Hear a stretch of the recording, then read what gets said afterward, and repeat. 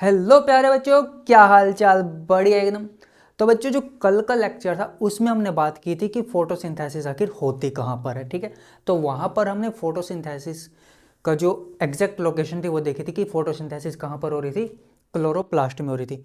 अब जब हमने जो क्लोरोप्लास्ट था उसका स्ट्रक्चर देखा था, तो वहाँ पर हमने क्या देखा था कि जो हमारी एक थाइलाकोइड था, इस थाइलाकोइड की जो मेम्ब्रेन है उसके ऊपर कुछ पिगमेंट्स प्रेजेंट थे। क्या प्रेजेंट थे? पिगमेंट्स।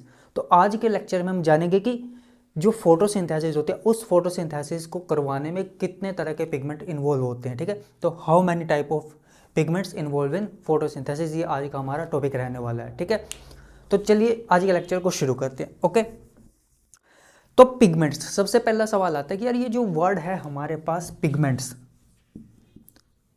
ये वर्ड पिगमेंट्स, तो ये पिगमेंट होते हैं क्या है। ठीक है, कि पिगमेंट होते क्या, सबसे पहले तो यही सवाल आता है दिमाग में।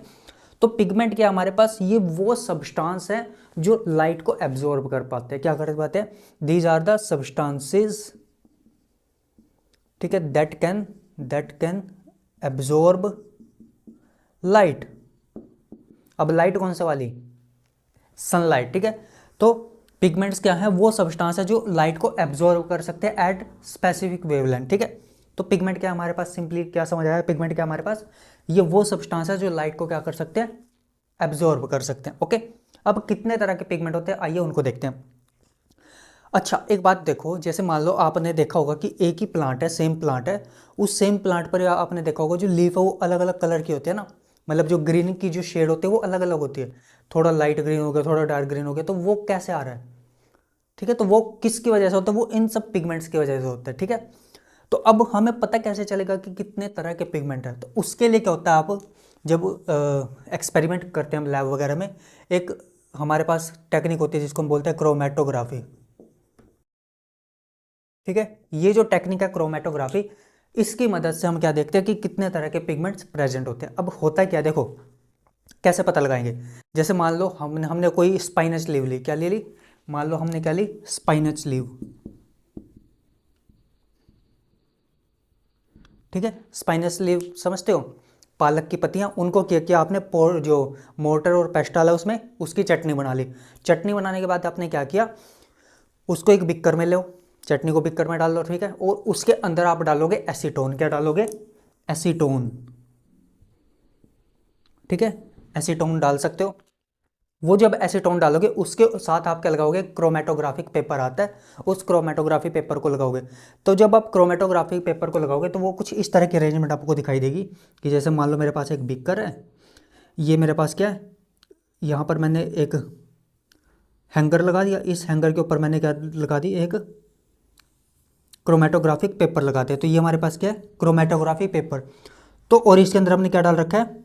एसीटोन डाल रखा है। मान लो यहाँ तक इसको हमने डिप किया हुआ है, तो ये हमारे पास क्या है? एसीटोन है। क्या है? एसीटोन। तो इस तरह की आपको एक अरेंजमेंट करनी है। अब करना क्या है, जैसे ही आप उसके अंदर क्या डालोगे, इसके अंदर एसीटोन और साथ में जो स्पाइनस लीव दी थी उसके मिक्सचर को डालोगे, तो क्या होएगा हमारे पास? ये जो क्रोमेटोग्राफिक पेपर है इसमें होता है कैपिलरी एक्शन। क्या होता है? कैपिलरी एक्शन, जिसकी वजह से क्या होता है, जो लिक्विड है, ये जो एसीटोन है, ये इस तरह से उसकी मूवमेंट होती है। ठीक है, बॉटम टू अप की तरफ क्या होगी? अपस्ट्रीम मूवमेंट होगी इसमें। तो जो लिक्विड है यहाँ से यहाँ तक मूव करेगा। ठीक है, तो जैसे ही मूव करेगा तो जो इसके अंदर जो हमने चटनी बनाई थी उसमें से जो पिगमेंट्स थे वो सेपरेट हो जाएंगे और वो इस पेपर के ऊपर हमें दिखाई देंगे, जैसे कि आपको वहाँ पर एक डायग्राम दिख भी रहा होगा। ठीक है, तो उस डायग्राम में आपको एक क्रोमेटोग्राफिक पेपर ले रखा है और उसमें आपको अलग अलग कलर्स दिखाई दे रहे हैं। ठीक है, तो वही हमारे पास क्या पिगमेंट्स है। तो अब हमारे पास जो पिगमेंट्स है वो कौन कौन से हैं, आइए उनको देखते हैं। ठीक है, तो बेसिकली जब हम देखते हैं जो फोटोसिंथेसिस के अंदर, तो जब हमारे पास जो पिगमेंट्स होते हैं वो कौन कौन से होते हैं? हमारे पास चार तरह के मेजर पिगमेंट्स हमें देखने को मिलते हैं। कितने? Four major pigments. कितने? Four major pigments. Four major pigments हमें देखने को मिलते हैं। ठीक है, अब जैसे मान लो हमने एसीटोन के अंदर डाला और उसकी मूवमेंट करवाई, तो कैसे दिखा? आपको डायग्राम में दिखा था। तो जैसे मान लो फर्स्ट आपको क्या दिखाया था, यहाँ पे फर्स्ट जो बैंड दिखा आपको, कलर दिखा। अब मेरे पास अलग कलर का तो मार्कर है नहीं, सॉरी उसके लिए, बट ऐसे ही समझ लो। जो फर्स्ट आपको दिखा ये था हमारे पास क्लोरोफिल बी। सेकंड जो आपको पट्टी दिखी वो थी किसकी? Chlorophyll A. फिर आपको दिखाई दी हमारे पास ज़ेंथोफिल, ठीक है। और उसके बाद हमारे पास क्या दिखा, कैरोटिनोइड। तो इस तरह से आपको ये 4 तरह के पिगमेंट देखने को मिले, क्लोरोफिल बी, क्लोरोफिल ए, ज़ेंथोफिल और कैरोटिनोइड, ठीक है। अब मूवमेंट किस तरह से हो रही है, इस तरह से हो रही है। तो सबसे नीचे कौन सा आएगा, क्लोरोफिल बी। अब क्लोरोफिल बी नीचे क्यों आता है, उसके पीछे का एक रीज़न है, वो मैं अभी बताता हूँ। और फिर आता है क्लोरोफिल ए, फिर ज़ेंथोफिल, और सबसे हल्का कौन सा होता है, कैरोटिनोइड होता है। अब ध्यान से सुनना, जो क्लोरोफिल ए है ये कैसा है, चीफ पिगमेंट है, चीफ पिगमेंट, या यू कह लो आप प्राइम पिगमेंट है। मतलब जो कैरोटिनोइड, ज़ेंथोफिल और क्लोरोफिल बी है ये एसेसरी पिगमेंट्स है। कैसे हैं, एसेसरी। जबकि जो क्लोरोफिल ए है ये मेजर पिगमेंट है, ठीक है। एसेसरी का मतलब होता है साथ के। ये सिंपली क्या कर, देखो ये तीनों के तीनों कैरोटिनोइड, ज़ेंथोफिल और क्लोरोफिल बी क्या करेंगे, अलग अलग वेवलेंथ को क्या करेंगे, लाइट की एब्जॉर्ब करेंगे और उसको कहाँ पर पहुँचाएंगे, क्लोरोफिल ए के पास। किसको देंगे, क्लोरोफिल ए को। क्योंकि देखो अब आपको पता है, जैसे कोई प्लांट है और बहुत ज़्यादा तेज़ धूप आ रही है, तो वो बहुत ज़्यादा तेज़ धूप आएगी तो उसकी वजह से क्या होगा, जो क्लोरोफिल ए होता है वो डैमेज ना हो जाए, उसकी फोटो ऑक्सीडेटिव डैमेज ना हो जाए।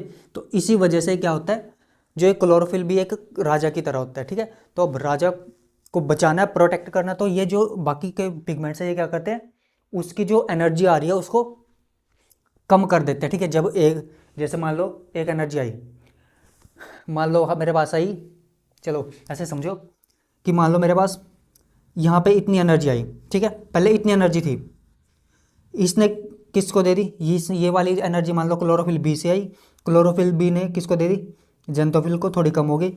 जेंथोफिल ने किसको दे दी, कैरोटिनोइड को, थोड़ी और कम होगी। ऐसे करते करते कम हो जाएगी, तब ये किसके पास पहुंचेगी, क्लोरोफिल ए के पास। तो इस तरह से इसको ये प्रोटेक्ट करते ताकि ये डैमेज ना हो, ठीक है। अब सवाल आता है यार हमारे पास कि इनके कलर कलर क्या है, ठीक है, कलर कैसा है। तो देखो जो क्लोरोफिल बी है, आपको डायग्राम में भी दिख रहा होगा, यहाँ पर डायग्राम आपको दिख रहा होगा, तो कैसा, थोड़ा लाइट ग्रीन कलर का है, ठीक है। तो क्लोरोफिल बी कैसा, थोड़ा लाइट ग्रीन है। जबकि जो क्लोरोफिल ए है हमारे पास वो कैसा, थोड़ा डार्क ग्रीन बोल सकते हो, ब्लू ग्रीन बोल सकते हो, ठीक है। जबकि जो जेंथोफिल है वो कैसा दिख रहा है आपको, येलो कलर का दिख रहा है। और जो कैरोटिनोइड है वो येलो टू येलो ऑरेंज हो सकता है, ठीक है। तो ये आपको कलर देखना, याद रखना है। अब अगर मैं इनका जो मेन डिफरेंस है क्लोरोफिल और क्लोरोफिल ए और क्लोरोफिल बी में, वो क्या है, देखो जो क्लोरोफिल ए और क्लोरोफिल जो बी है उनमें मेन डिफरेंस क्या है, वो डिफरेंस है किसका, जैसे मान लो अगर मैं इसका क्लोरोफिल ए का फॉर्मूला लिखूं, केमिकल फॉर्मूला C5H72O5N4Mg, ठीक है। तो ये हमारे किसका है, ये है हमारे पास क्लोरोफिल ए का केमिकल फॉर्मूला, ठीक है, C55H72O5N4Mg, ठीक है। तो ये तो किसका है, क्लोरोफिल ए का। जबकि क्लोरोफिल बी का क्या है केमिकल फॉर्मूला, ये है हमारे पास 70O6N4Mg। तो अब जो मेन डिफरेंस किसका है, देखो जो क्लोरोफिल ए है इसमें क्या होएगा, जो मिथाइल ग्रुप है, मिथाइल ग्रुप मतलब जो मिथाइल ग्रुप है CH3, जी अच्छा बना लेते हैं। जो मिथाइल ग्रुप है किसमें, क्लोरोफिल ए में, ये रिप्लेस हो जाएगा इस, ये मिथाइल ग्रुप से किस में कन्वर्ट हो जाएगा, एल्डिहाइड ग्रुप में। किसमें, एल्डिहाइड ग्रुप में। देखो इसमें कार्बन है, दोनों में सेम है इसमें, ठीक है। देखो कार्बन का नंबर सेम है, इसमें नाइट्रोजन का नंबर सेम है, मैग्नीशियम सेम है। डिफरेंस कहाँ पे है, देखो यहाँ पे कार्बन सेम है, यहाँ पे हाइड्रोजन कितने हैं क्लोरोफिल ए में, 3, इसमें कितने हैं 1, तो किसकी कितने की कमी होगी, 2 की, तो इसलिए यहाँ पे कितना लिख दिया 70। और यहाँ पे देखो, यहाँ पे कोई ऑक्सीजन नहीं है, यहाँ पे एक ऑक्सीजन बढ़ गया, तो इसलिए यहाँ पे कितना आ गया O6। तो इसी वजह से अब यहाँ पर भारी, देखो जो क्लोरोफिल भी है वो सबसे भारी होता है, क्यों, क्योंकि उसके अंदर एक ऑक्सीजन ज़्यादा आ गया, ऑक्सीजन का एटॉमिक नंबर ही, सॉरी जो एटॉमिक मास है वही ज़्यादा होता है, तो इसी वजह से वो कैसे आ गया, नीचे की तरफ आ गया। तो ये मेन डिफरेंस है किसमें, क्लोरोफिल ए और क्लोरोफिल बी के अंदर, ठीक है। अब ये तो हमारे सिंपली पिगमेंट्स है। अब देखो इनकी जो एब्जॉर्प्शन है वो अलग अलग है, ठीक है। एब्जॉर्प्शन को देखते हैं हम थोड़ा सा, ठीक है। तेरी याद में क्या से क्या हुआ, दू दू दू दू दू। अच्छा सुनो, देखो रे बबुआ, देखो आपको ना कुछ डायग्राम दिख रहे होंगे यहाँ पे, ये वाला रब कर देता हूँ मैं, फिर आपको डायग्राम दिखाता हूँ। ठीक है, ये वाला रब कर देता हूँ। तो यहाँ पर आपको एक ग्राफ दिख रहे होंगे, ठीक है, यहाँ पर आपको अलग अलग 3 ग्राफ दिख रहे होंगे। ठीक है, दिख रहे हैं, दिख रहे हैं, ओके। तो इन 3 ग्राफ में क्या आपको क्लोरोफिल ए भी दिख रहा है, क्लोरोफिल बी का ग्राफ भी दिख रहा है, और क्लोरोफिल ए, क्लोरोफिल बी और कैरोटिनोइड वगैरह दिख रहे हैं। ठीक है, अब इस ग्राफ में क्या दिख रहा है आपको, पीक दिख रही है। क्या दिख रही है, पीक। अब सिंपली अगर मैं सिंपल ग्राफ लूँ तो सिंपल ग्राफ में क्या दिख रहा है, सिंपल समझो, अगर मैं सिंपल कोई भी ग्राफ बनाऊँ, ठीक है, तो सिंपल इस तरह से कुछ ग्राफ बन रही है। ठीक है, इस तरह से कुछ ग्राफ बन रहा है। ठीक है, तो ये जो एब्जॉर्प्शन दिखा रखा है, देखो आपको एब्जॉर्प्शन और एक्शन स्पेक्ट्रा की बात करते हैं। ठीक है, किसकी, एब्जॉर्प्शन और एक्शन स्पेक्ट्रा। अब एब्जॉर्प्शन का मतलब क्या है, एब्जॉर्ब करना, और एक्शन मतलब एक्शन क्या करवा रहे हैं यहाँ पर, फोटोसिंथेसिस कि मतलब जो पिगमेंट सबसे ज़्यादा लाइट को एब्जॉर्ब करेगा वही सबसे ज़्यादा क्या करवाएगा, फोटोसिंथेसिस करवाएगा। वो हमें यहाँ पर एक्सप्लेन कर रखा है। तो अब इन फिगर में, इस डायग्राम में आपको क्या दिख रहा है, जो एक ग्राफ दिख रहा है, इसमें आपको दिख रहा है जो क्लोरोफिल ए है, उस ये वाला जो क्लोरोफिल ए है इसकी आपको एब्जॉर्प्शन ज़्यादा दिख रही है, कि जो क्लोरोफिल ए है वो ब्लू और रेड रीजन में सबसे ज़्यादा एब्जॉर्ब कर रहा है। और उसी के ऊपर आपको क्या दिख रहा है, एक एक्शन स्पेक्ट्रा का कुछ ग्राफ दिख रहा है। ठीक है, थोड़ा सा सही सा बना लेना एक्शन स्पेक्ट्रा का ग्राफ। ठीक है, तो आपने देखा कि जो ये तो है किसका, एक्शन स्पेक्ट्रा, और ये एब्जॉर्प्शन स्पेक्ट्रा। तो जो क्लोरोफिल ए है वो ब्लू और रेड रीजन पे सबसे ज़्यादा लाइट एब्जॉर्ब करता है, हमने बात की थी।